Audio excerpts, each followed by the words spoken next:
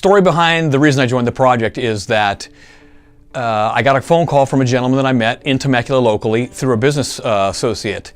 And he ended up being a drummer. I told him I was a retired singer from the old LA rock and roll days. Hadn't done anything in quite a long time, as a matter of fact. I sang in a local church for a little while and hadn't done, a whole lot of stuff. I did a little bit of rock and roll in between there.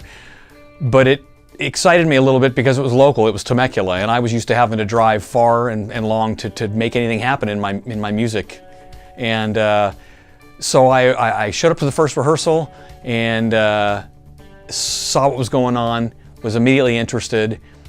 And once I understood, which didn't happen the first day, the second day, or probably even the first month, once I understood what this was all about, the cause, I was in. Personally, this project means a lot to me. Again, it took me a while to warm up and understand what the full extent of what we were doing and what was being put together here was all about. It's made me a much more understanding, appreciating, I know what a military family is now. I mean, I've heard military families. My wife is a loan officer here locally, and she said to me for many, many years, some of the best people, some of the nicest people and the proudest people she gets to do their loans for are military families. And that kind of resonated with me. And then when I joined and was surrounded by this culture and seeing these men and women and what they do and the sacrifices they made, kind of brought me to a whole new level of understanding what military is.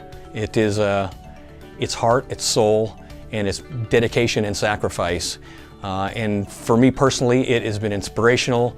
It has been motivating for me in other parts of my own life to be part of this. It's given me some purpose, and it's given me a chance to love singing again and going to a show and feeling the words and seeing what's going on out around me. And it's just made me a better all-around person, and I'm glad to be part of it.